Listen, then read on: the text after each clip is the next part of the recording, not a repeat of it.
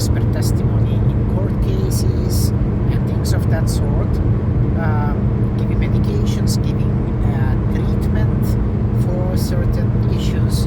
So it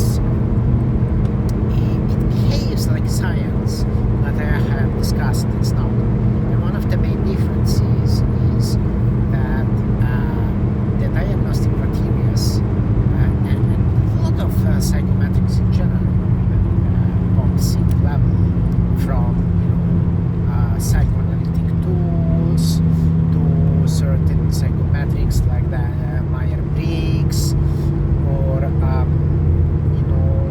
general frameworks used in psychology. They are not scientific. They have no established scientific validity, reliability, accuracy, predictive power, and the same applies to a great degree to the DSM. So the diagnostic manual, the diagnosis and statistic manual of mental illness. It's all based on abstract philosophies which are looking at scientific validation, what's accurate, what's not. So the problem with the way in particular diagnosis works, which is based on the DSM, the diagnostic criteria is purely based on a collection of symptoms, which is absolutely absurd for several reasons, which I have discussed also. I'm going to discuss that. But one is that we are having a clutter of symptoms.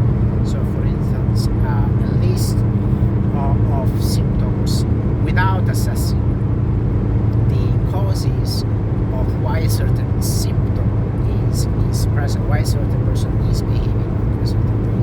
Sometimes there are different. So in some diagnoses you have like the person needs to have 3 out of 6 criteria, for example. So you have that one person has the first 3, the second person has the second 3, so they have no overlapping symptoms and they're having the same diagnosis.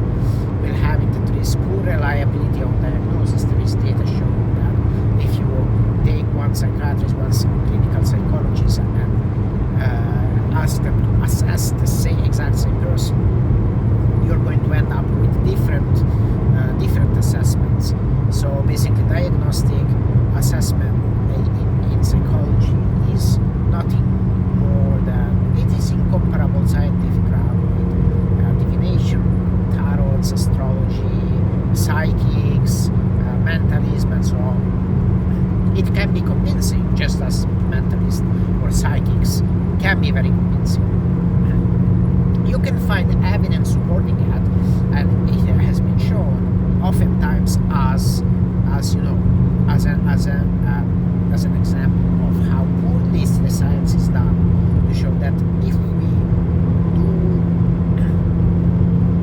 we do use mainstream accepted level of what is accepted as evidence or what is accepted as an argument in psychology, then we have to conclude that completely preposterous claims are true because they have similar level of evidence, including things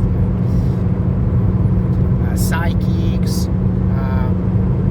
lie detections, mind readings, body language reading, that sort of things, which is also well in pop culture, but it's not considered for reasons scientific.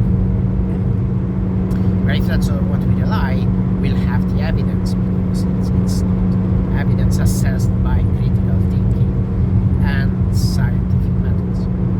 So now, why is this a problem, and particularly what it concerns Q? And again, I'm discussing how this may happen. Strictly speaking about that, it's in general about the way psychology works, the DSM works, and diagnosis and treatment works in psychology.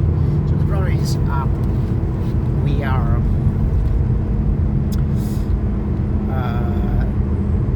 assessing purely the symptoms in a subjective way first, and so it's just the opinion of the practitioner who is assessing them. some degree, and more importantly, there is no assessment of why. What's the mechanism at the biological level? Say, so for instance, one intelligent things you could say about autism is that, other than some more hormonal differences, the main difference is in the brain structure. It's in an excess of brain cells, brain size, and brain connection due to a lack of synaptic pruning. So connections between the brains and excessive brain cells in neurotypical development are destroyed, so that brain becomes more rigid and selective, organized to follow a certain pattern.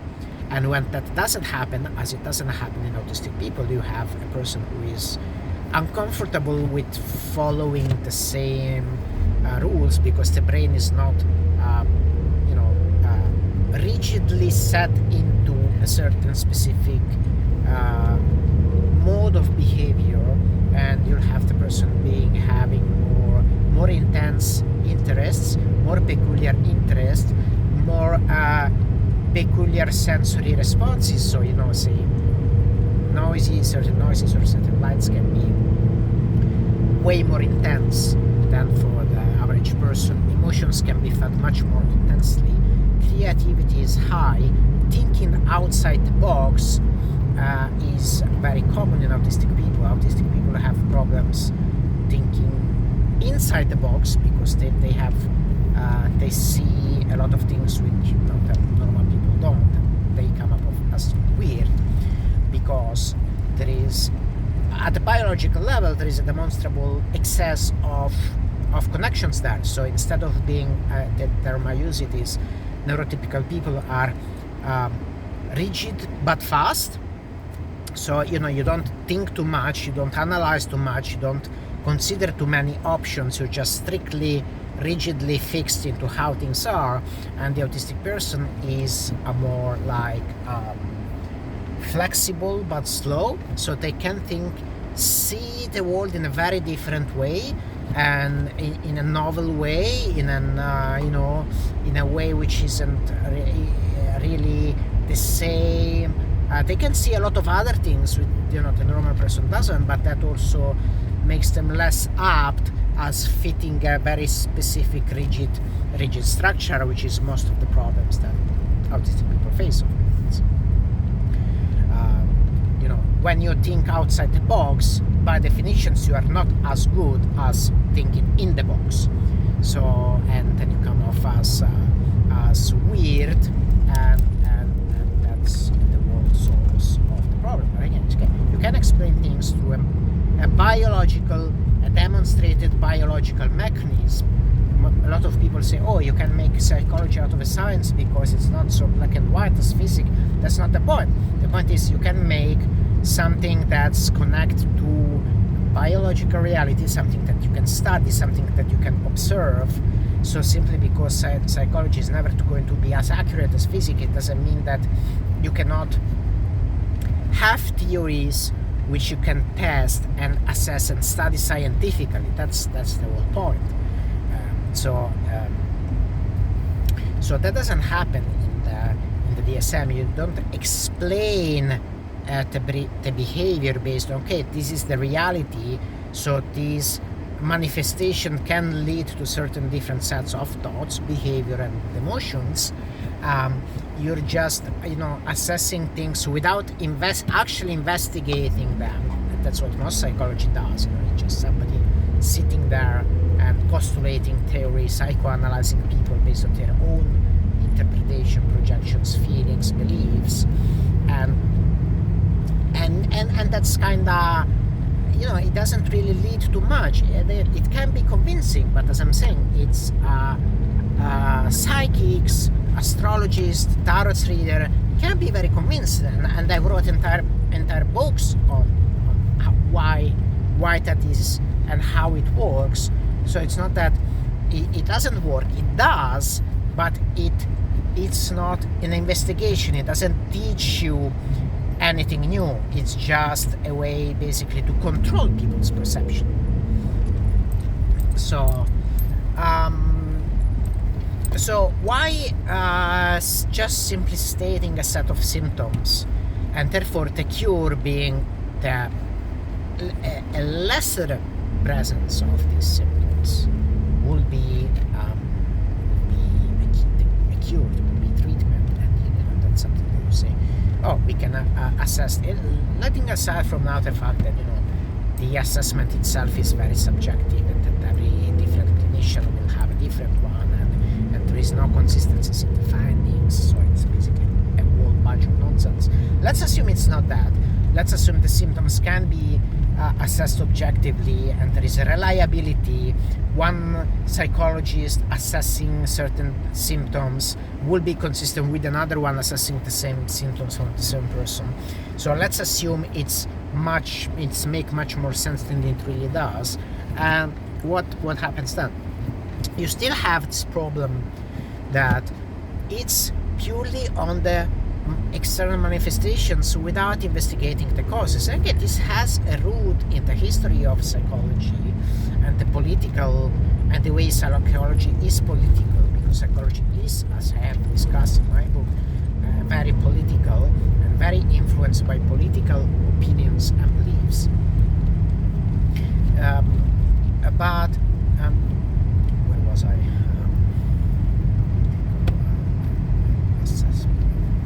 Symptoms. So if you have this set of symptoms without analyzing the cause, the problem is that there can be tons of different potential causes of why certain symptoms, or behavior, or thought, or expression manifest itself, and simply observing externally whether that symptom is present or not could be extremely misguiding. The obvious reason, particularly when it pertains to autistic people, is the vast engagement in masking that autistic people do. So this is one of the reasons why it has been widely believed, and now we know it's wrong, that autism is much more prevalent in males than females, or that autistic people are hyperlogical, or things like that, or because it's been or uninterested about social interaction and things like that, or unempathetic, because it's been purely assessed based on extreme cases, particularly on males, and failing the obvious thing that the most common things about autistic people is that they tend to mask. They know that they're going to be rejected, bullied, shamed, ostracized, discriminated against if they are seen as being not normal as they are. They know they are not normal, that they are different than others. So there is a high reward for them to mask, hide their autistic traits, don't say what they really mean or feel, and cover it up so they can pass as normal people, and they are rewarded for that. So this process is extremely common. So when you assessing an autistic person, or even a person in general, the presence or not of certain autistic behavior doesn't really tells you anything about what is going on with that person, because you say, oh, I'm not seeing symptoms, that can simply mean, oh well, the person is masking, so I'm not seeing the symptoms, because they know that they're going to be punished if they do, so they're trying to pass as normal, and I can't detect the difference because by definition the symptoms are not there, so it doesn't really make any sense. And what pertains the cure is the same thing. If presence of certain symptoms, thoughts, behavior, emotions from an external perspective is the diagnostic criteria, then also if the person suppresses them, hides them, masks more, they are not going to manifest them. And this is particularly, I've been thinking about this particularly because a lot of default treatment and some of the so-called evidence-based treatment for autism, including some social skill training, cognitive behavioral therapy, and more particularly the ABA, applied behavioral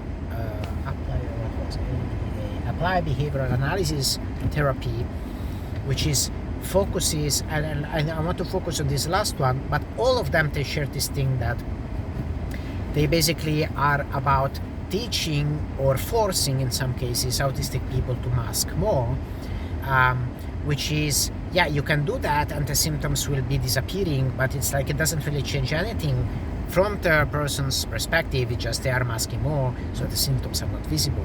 And the good example is again ABA, which is invented by Ivan Lovaas in the 70s. And Ivan Lovaas is the same person who invented one of the mainstream gay conversion therapy, when that was, a mainstream thing. And ABA is actually based on the exact same thing. So this idea that people's behavior is just, this intellectualizing way of psychoanalyzing people and thinking there is no biology involved, there is no genetics involved. It's just a person choosing a certain behavior or enacting their childhood trauma or whatever. This very simple black and white pre-scientific view of the mind as a blank slate, which is simply explainable as an accumulation of environmental factors which cause the person has been through certain setting and now they behave that way because of that, which is very prevalent in mainstream psychology and pre-scientific psychology, which implies that, in order to change, understand why a person behaves in a certain way, this very, very crude, very basic idea that behavior is explained by an accumulation of rewards and punishment at the end of the day, or childhood experiences or overall environmental experiences. So this famous John Watson quote, "Give me a dozens of children and give me a control of their environment and I will turn them into a thief, into a musician, into a scientist, whatever I want." So all the variation of humanity is explainable just through pure basic conditioning, which behaviorism. It was the dominating psychology in the first half of the 20th century, and because we didn't know any better, and it's still very much in mainstream psychology, still based on this very super simplified, super pre-scientific, uninteresting ways of analyzing behavior, just as a collection of positive and negative triggers and experiences. You can mold people into anything you want, and if people are different and you don't like how they are, you can simply remold them in something you do. So if somebody is gay, for instance, well, from this blank slateist view, somebody is gay because certain childhood experiences, certain influences had made them gay. So if you take charge and control that, you can make them un-gay. You can revert their gayness. And with autism, it's the same thing. Ivan Lovaas has explicitly stated that autistic people are a human being in a physical sense, but psychologically they're subhuman. So you need to restart the reshaping and molding of a human brain as from this blank slateist environmentalist perspective into molding them into being normal. And both for gay conversion therapy and the ABA, the way he assumed that would work is by providing a set of rewards and punishments. So if the autistic person or the gay person will express their sexual urgencies for gay people, or autistic traits for autistic people, you cause deprivation, punishment, force, negative experiences, which will educate them in being less gay, less autistic, and if they act normal, so they show interest in a woman if they're gay, or they act in a normal way if they're autistic, so basically they're masking, then you reward them, and you find that, one of the reasons that both ABA still it is the default treatment for autistic people, and gay conversion therapy instead fell out of favor much more quickly, but it's at that time it was defended with the same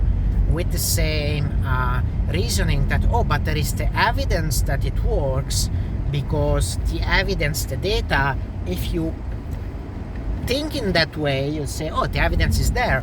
The person who goes through that shows less symptoms, so external manifestations of the conditions, therefore it is working, which is like extremely idiotic, because it's, of course, there is at an external level, there is a thing that there is a change. If you make homosexuality, say, illegal and put them to that penalty, if they do so, you're going to have that nobody's going to be coming out as gay people, because they're not stupid, but they say, so then you see, putting gay people to that works very effectively in treating homosexuality, because then nobody comes to tell you they're gay.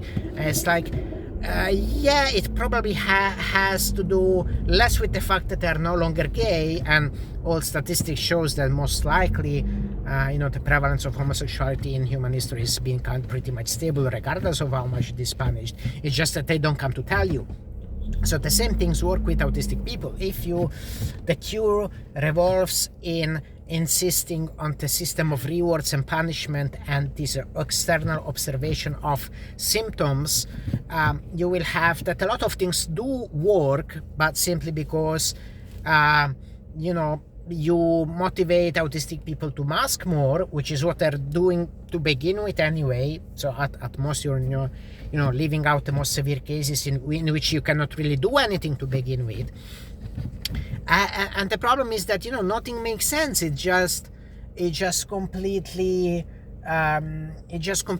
external, but nothing has changed inside the brain of the person. Why they function in that way? Why are they acting in that way? And so that's the problem with the whole framework, which focuses on the DSM and mainstream psychology perspective of unscientific investigation of the mind, which doesn't is uninterested in understanding the scientific roots of behavior, of the why people behave in a certain way. And consequently, the whole concept of a cure as well, or effective treatment as well, doesn't really make sense, because it has the exact same flaws. If the framework which tells you what autism is and when it is present is basically bullshit, the same system is basically bullshit when it tells you, this person is cured from their autism, or their symptoms are less severe or something like that. It's all very subjective, very questionable, and very unreliable.